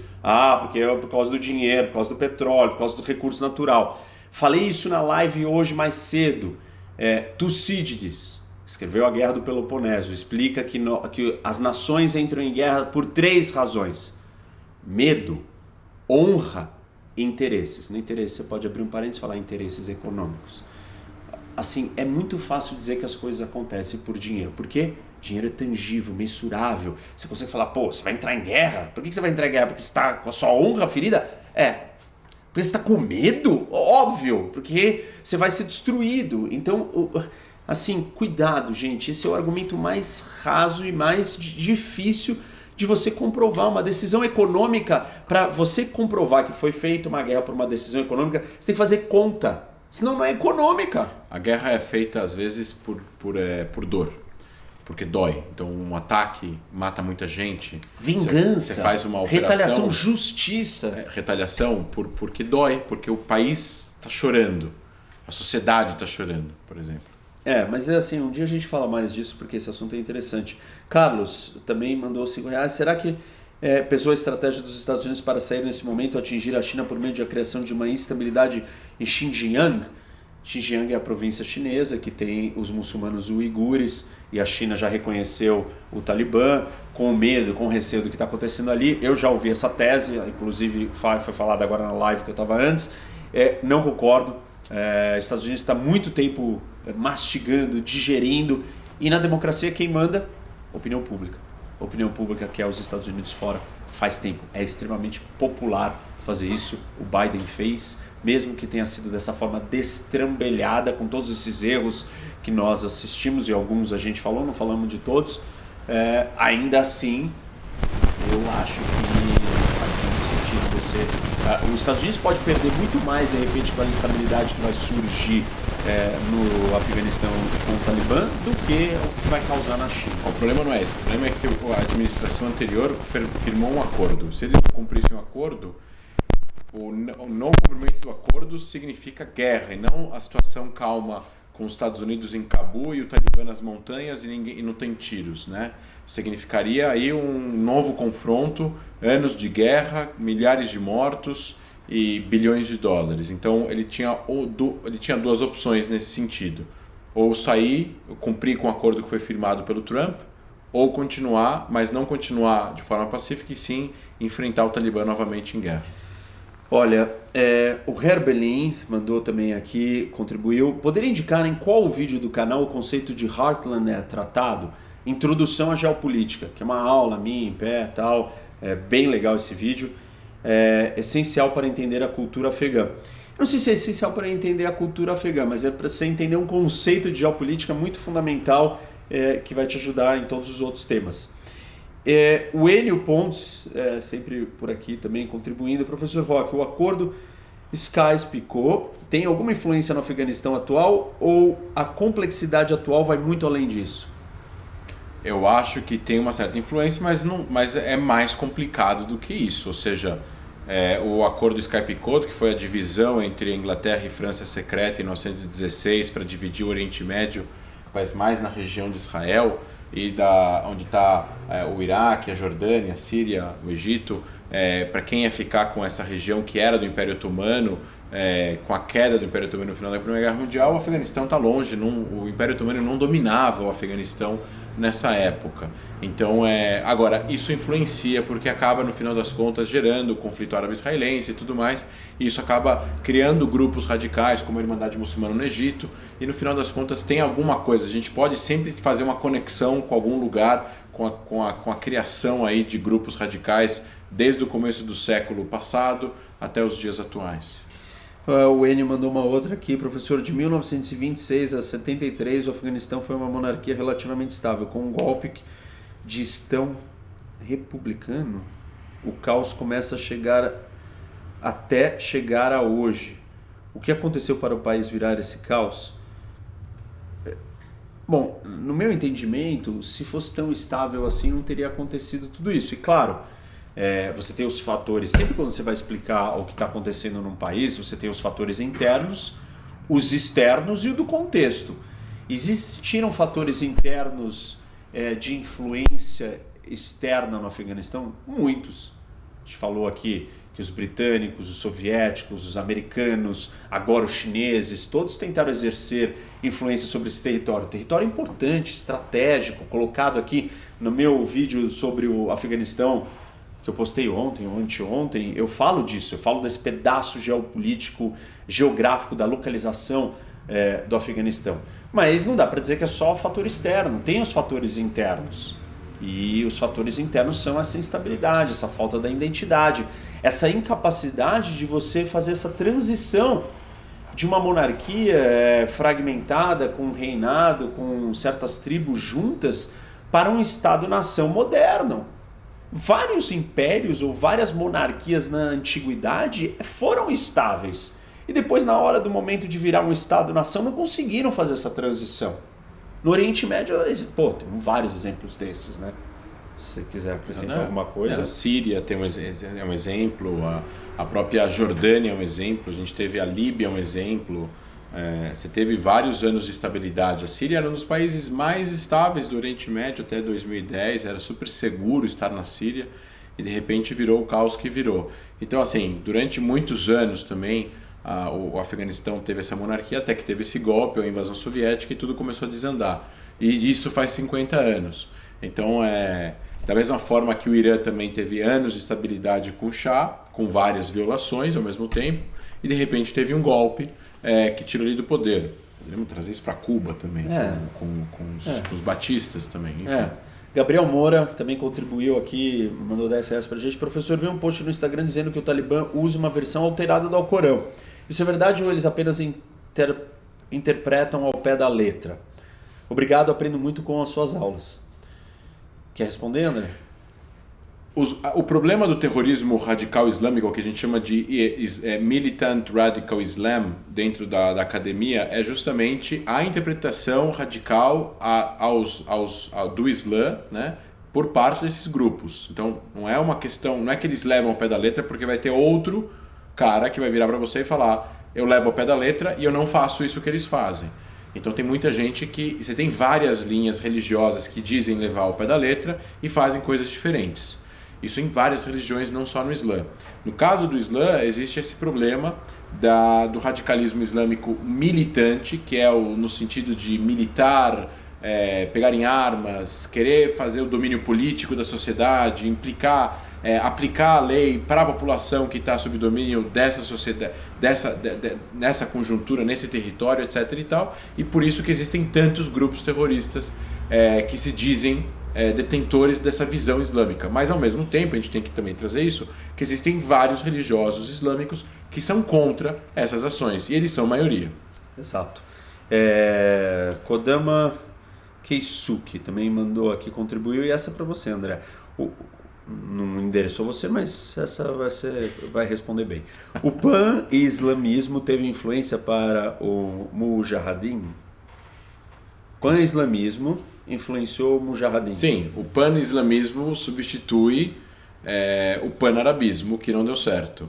O pan-arabismo tentou unir os Estados Árabes e destruir Israel, que está bem no meio entre Estados Árabes grandes. Mas o que era o pan-arabismo? Só rapidinho, só para as pessoas entenderem melhor. O pan-arabismo era uma ideia de união do mundo árabe, baixo assim, controle de principais líderes árabes, como o presidente do Egito, como Nasser, e o presidente da Síria na época, para realmente lutar contra a existência de Israel, a presença americana criar na região, uma grande aliança, um grande estado, império árabe, assim, uma civilização árabe. Laica, não religiosa, isso. Tá? Isso é importante colocar, e isso junta os 3, 4 principais estados do norte da África, que foi até onde o Islã chegou na sua expansão. Então temos aqui a Argélia, Líbia, o Egito. O Egito está aqui fazendo fronteira com Israel. Israel faz essa divisão, ele separa Israel, a união territorial do norte da África, que é árabe, com o Oriente Médio, que é também árabe. E aí, no final das contas, esse pan-arabismo acaba perde a Guerra dos 6 Dias, perde a Guerra de Yom Kippur. Depois, em 79, Israel faz a paz com o Egito. E aí acaba o pan-arabismo, né? O Nasser morre, tem golpe na Síria, a Síria perde de novo a guerra em 73 e o negócio desanda. E é justamente nessa época que começa a andar mais forte o fundamentalismo islâmico. Em 79 tem a Revolução Islâmica no Irã, em 82 é fundado o Hezbollah, o Hamas é fundado em 88, a Jihad Islâmica Palestina é fundada em 82, depois aí tem a guerra Irã-Iraque, tem a guerra do Afeganistão, tem a fuga do Bin Laden, que vai depois para o Sudão e funda a Al-Qaeda, tem o 11 de setembro, e aí a gente tem aí o que a gente chama de pan-islamismo, que é essa global jihad, essa união desses grupos, essa vontade deles de conquistar esses territórios e tentar fazer alguma coisa que o pan-arabismo não fez. Floriano Novaes contribuiu aqui, obrigado Floriano. Como essa situação pode afetar o mundo no longo prazo? Os Estados Unidos não poderiam sair do país de forma gradual? Poderiam. Eles fizeram isso de certa forma. Porque já teve 100 mil, foi diminuindo, mas em algum momento, talvez um dos problemas seja isso, ter estabelecido uma data para a saída final. Quando você avisa uma data final, todo mundo sabe, tem fim a festa, vamos aproveitar, porque dali para frente começa uma outra festa, ou aquele momento que eu vou estar mais forte. Dizer que tem data é um problema, mas foi parte do acordo, foi parte da decisão política, é um entendimento que se você vai ficando, aí alguém fala, não, mas agora não sei o quê, então os militares, não é seguro. É uma decisão difícil, porque você tem que falar, preciso cortar essa história, acabar. Quando que acaba? Acaba naquele dia, se virem. Mas isso causa um problema estratégico do seu inimigo saber que você vai embora naquele dia. Então ele começa a se preparar para aquele dia. Acho que essa é uma decisão difícil, mas esse é um ponto importante que você levantou. O Paulo Araújo também, quais são as saídas para a construção de uma forte identidade nacional? Isso é possível de maneira planejada ou somente de modo orgânico e natural? Tem que ser, ela tem que se desenvolver organicamente, mas dá para você colocar peças ali no tabuleiro para que isso se desenrole, vai. Eu vejo assim. Não, eu concordo plenamente. Eu acho que tem coisas que destroem a identidade de uma nação e tem coisas que unem. Então, você, por exemplo, que eu acho que aqui é uma coisa que a gente não tem no Brasil, a nossa ligação com a nossa história, falta de lideranças, isso ajuda a construir identidade nacional. Porque a gente tem a diferença também entre Estado e Estado-nação. O Brasil é um Estado mais do que um Estado-nação, porque a nação brasileira ela é jovem. Isso. É um conjunto de gente Ela que precisa veio do de mundo tempo, inteiro. mas dá para você acelerar? Dá. Daqui a 300 anos ou 500 anos, dependendo da experiência do Brasil. Espero, mas você olha para outros países como a Itália. Não sei se o problema da Itália é a nação ou se é o Estado. Eu diria que o Estado é sempre um reflexo da nação. E nesse caso, então, a nação italiana tem alguns gargalos. É uma nação super familiar. Quer dizer, é uma estrutura societária super familiar. Em que ponto a família é colocada acima da nação na Itália? Que é muito parecida com o problema latino dos povos, nossos povos da América do Sul, da América Latina. As famílias são muito importantes, talvez mais importantes do que, e eu vejo essa mesma realidade na Itália, onde os ciclos de confiança. Sugiro para você assistir a minha aula do Capital Social. Vai aqui no canal, Aula do Capital Social. Mas a gente já falou bastante disso, então eu vou pular aqui. O Luan Rodrigo. Obrigado, Luan. Em qual medida o nacionalismo pode ajudar quando o terrorismo se estrutura sobre a forma do crime organizado e sem uma causa específica, como acontece no Brasil? Excelente debate, muito obrigado. A gente nem falou disso, né? Como o nacionalismo pode ajudar quando o terrorismo se estrutura sobre a forma do crime organizado e sem uma causa específica, como acontece no Brasil? Olha, o terrorismo é, na verdade, atingir pessoas civis por objetivos políticos, ideológicos enfim, ideológicos, religiosos. Não é o crime organizado per se não é necessariamente terrorismo se você não atinge por motivo. Se você não tem um motivo político, civis. Sei lá, uma organização criminosa puramente visando a fraude e o lucro, ela não é uma organização política, ela não tem um fim político. Ela pode cometer atos terroristas? Até pode, mas aí se a motivação não fosse política... Não, aí é crime. Ela está cometendo um crime comum. Ela é criminosa, essa é a definição terrorismo. Se ela atinge um banco e mata civis para roubar o dinheiro, mas não tem ela está atingindo civis, mas ela não tem fim político, ideológico ou religioso, então não é terrorismo, é criminoso. É um ato criminoso. Então, assim, a gente tem terrorismo no Brasil, a gente tem presença de organizações terroristas internacionais operando no Brasil. Isso significa que elas querem cometer um ataque terrorista no Brasil? Não necessariamente. Elas oferecem suporte logístico, operacional, financiamento, lavagem de dinheiro. Elas estão aqui fazendo uma atividade criminosa que suporta, apoia, dá respaldo para atividades terroristas de outros lugares. A gente pode garantir que não vamos ter uma ação terrorista, um ataque terrorista no Brasil? Não podemos.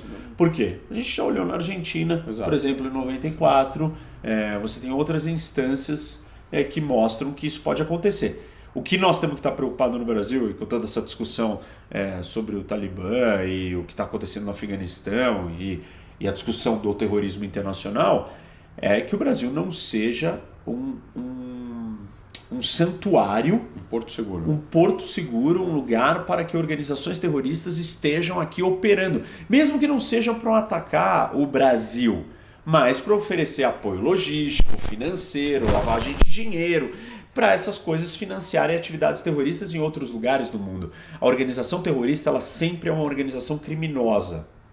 Nem toda organização criminosa é terrorista, Exatamente. mas toda organização terrorista é uma criminosa organização também. exatamente. Então, o braço terrorista pode não estar ativo no Brasil, mas o braço criminoso está. E a gente não sabe o momento que essa chave vai virar. E aqui no Brasil a gente é muito desligado e distante desse assunto, mas é algo que nós precisamos ter consciência que ele existe, até porque existem casos e exemplos no mundo, até na Europa mesmo, de atentados que foram planejados na Bélgica, na França. E a Bélgica não era um lugar que era um alvo e uma base terrorista, mas a operação logística do atentado que acontece na França sai da Bélgica. E aí a Bélgica percebe que ela tem um problema. Exatamente. Eu concordo, nada para adicionar. Bom, que bom. Então, o Alisson Alberto Elias, como Israel fica nesse cenário? Não vejo os talibãs querendo varrer Israel como a autoridade palestina quer. André? Bom, eles estão muito longe e eles não têm capacidades militares para atingir Israel, sendo que eles estão a milhares de quilômetros, né? Eles estão depois do Irã, seriam que atravessar muitos territórios de países hostis, não necessariamente simpáticos ao Talibã, né? Não sei quanto o Iraque é simpático ao Talibã, principalmente a Jordânia e a Síria. E obviamente isso seria visto por satélites, a inteligência israelense obviamente descobriria, atacaria eles pelo ar antes de eles chegarem perto da fronteira com Israel, assim como Israel faz com as forças iranianas na Síria, e outros radicais que estão hoje em dia no sul da Síria, perto da fronteira com Israel. Obviamente, eles tivessem a oportunidade para poder fazer algum mal a Israel, eles fariam.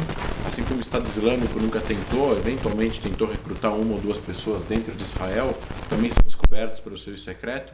Então, eu não acho que eles vão querer se aventurar em tentar atacar Israel nesse momento. Eles vão querer primeiro consolidar poder, controlar o Afeganistão, serem aceitos, né, pelo mundo. Os tempos mudaram, estamos em 2021, os olhos estão em volta agora do Afeganistão, as mídias sociais estão completamente todas concentradas nessa história agora, e provavelmente eles vão querer melhorar um pouco a imagem deles no mundo. Então eles vão agora tentar consolidar poder, tentar fazer negociações. Tem uma pergunta aqui, te interrompendo, porque ela tem a ver. O Rodrigo Martins Cruz Moreno, e obrigado, Rodrigo, pela generosa contribuição. Professor, com essa ascensão do Talibã, pode crescer a tensão contra Israel?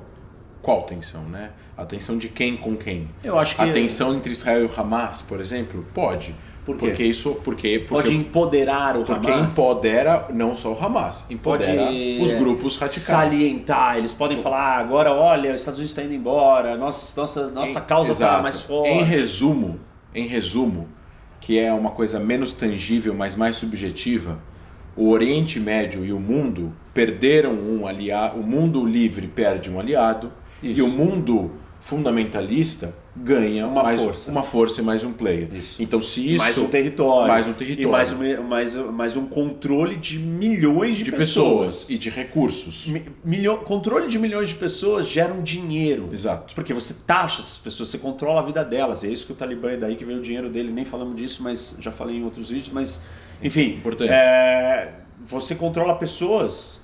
você vira uma força maior, porque você consegue extrair recursos dali. Aliás, o Talibã, antigamente, ele declarou que é um Emirado Islâmico do Afeganistão. Provavelmente ele vai fazer isso em breve. Exatamente.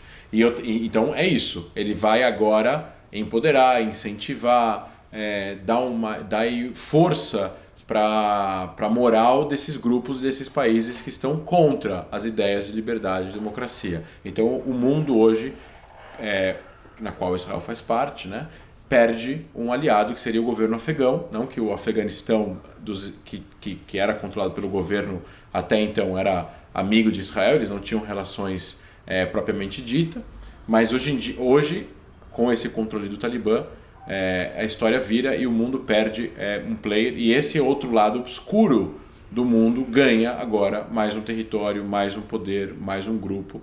Então isso dá incentivo para o Hamas. Deixa eu ir para a nossa última pergunta. O Gabriel Galdino também, obrigado pela contribuição, Gabriel. Como o Talibã dominou as áreas de maioria étnica Tajik, Uzbek e Hazara tão rápido? Essas etnias decidiram se submeter ao Talibã apesar do histórico hostil deles às minorias afegãs? Olha, eu diria o seguinte, o Talibã tem uma capacidade de combate muito organizada e muito estruturada. E eles estão nesse business há algumas décadas e sendo bem sucedido, porque eles ganharam a guerra civil e dominaram o Afeganistão de 96 até os Estados Unidos chegarem. E continuaram lutando contra os americanos. E eles criaram uma estrutura de poder muito forte com a ajuda do Paquistão, com a ajuda da rede Haqqani, ou Haqqani Network, que é uma afiliada do Talibã, que é um outro grupo, outras tribos ali, outros senhores de guerra que estão presentes também no Afeganistão, no Paquistão. Então, o Talibã hoje é a maior força de combate, mais estruturada, mais organizada, com uma hierarquia muito clara, com uma maneira de obter recursos, combater, mobilizar, domina as torneiras econômicas de controle de estrada, de acesso, de plantação de ópio, de extorsão, de sequestro, de tráfico de drogas. E fica difícil para as outras não organizadas combater uma estrutura dessa. Então, o Talibã simplesmente é o Estado Islâmico, por que o Estado Islâmico dominou uma parte do Iraque e da Síria? Porque ele era mais forte naquele momento, se organizou melhor, se estruturou melhor. E mesmo que você tivesse regiões de outras maiorias, o Talibã está mais aguerrido, está, enfim, mais capaz militarmente. Nós estamos falando de, sei lá, por volta de 60 mil combatentes do Talibã, aliás. E aí tem os outros associados que vão se juntando, esse número pode crescer bastante. Bastante gente. Mas soldados. E tem um dado, só para finalizar, e essa é uma história interessante sobre a cultura afegã. Quando os britânicos estiveram no Afeganistão lutando, e aí eles se aliaram com um grupo de pashtuns para lutar contra eles. E aí eles foram lá e derrotaram os inimigos, rivais que eram outras facções, outros grupos. E aí o general inglês chega lá e vai condecorar aqueles que lutaram ao lado dele. E de repente aparece o inimigo derrotado e vira para o general e fala assim: mas você está dando medalha para eles? E as nossas medalhas? Aí ele vira e fala assim: como assim as medalhas de vocês? Vocês foram derrotados, vocês perderam a guerra ali. Vocês não teriam tido uma boa guerra, um bom combate sem a nossa presença. Ou seja, olha, para o Afeganistão ou para o afegão, a questão do combate, da guerra, é uma sociedade guerrilheira. E é uma coisa quase que meio que um esporte nacional. Então isso está na identidade deles e isso explica um pouco, talvez, da instabilidade do país. Dar uma dica para eles, né? A nona temporada, ou a oitava temporada de Homeland é sobre o Afeganistão e praticamente previu o que aconteceu agora. Ah, que legal. Eu também sugeri no meu Instagram uma série de 3 filmes, Zero Dark Thirty, que é a Hora Mais Escura, que é caçado do Bin Laden, SEAL Team 6, que é outro filme sobre a história da caça do Bin Laden, que é o time de SEALs, né? O time 6, que é uma subdivisão dos Marines, das Special Forces, das Forças Especiais mais especial de todas. E um outro que é Restrepo, que chama um documentário sobre o Afeganistão. Assistam. E vamos ficar por aqui, chega, né? Muito tempo falando. Espero que vocês tenham gostado. Continuem assistindo, seguindo o canal, sigam o André também no seu Insta, André Laist, LAJST, no Instagram e no Twitter, e a Stand With Us Brasil também, sim. Tá? Stand With Us Brasil, também no Twitter, legal. No Instagram e no Facebook.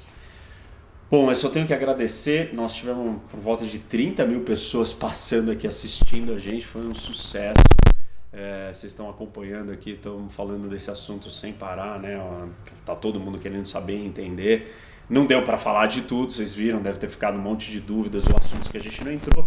Tentamos aprofundar mais em coisas diferentes, espero que vocês tenham gostado. Continuem seguindo, compartilhem os vídeos com os amigos e venham debater com o professor Roque. Valeu, André. Obrigado por você estar aqui. E próximas estejam aqui com a gente. Tchau, pessoal. Boa noite, gente.